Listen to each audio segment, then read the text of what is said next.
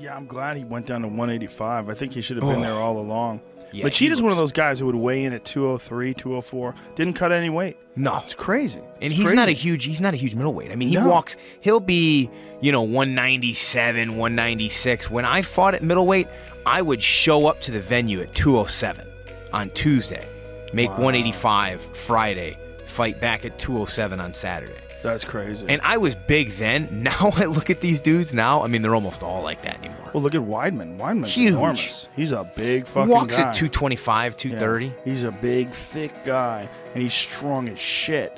And that's one of the things I think Machida realized in that fight. Like, wow, I'm not a big middleweight. No. When you're fighting Weidman, you unload everything but the kitchen sink, and then he waves you in afterwards. I mean, he unloaded on Weidman, and Weidman was still there. And the fact that, who thought round one, Weidman gets right in Machida's face and starts outstriking. First 3 rounds, he outstruck Machida. Now, it's not a pure kickboxing match. The threat of the takedown certainly opens up your arsenal more and limits Lyoto's. But it was still, we've never seen someone go in there and take that route towards beating Machida. Well, he's very confident in his chin and his knockout power. He also has a really good sense of distance. Yeah. That's one thing that people don't give him enough credit. They think he's just this face-forward attacking guy. No, he moves in and then he moves back and he moves in and he moves back. He's throwing feints a lot. And Ray Longo is such a good fucking striking coach, especially with wrestlers. That he really understands how to teach those guys how to fight with the constant threat of the takedown and then attack off of those opportunities. You talk about controlling distance. I mean, when someone knocks you out with a counter elbow, how often?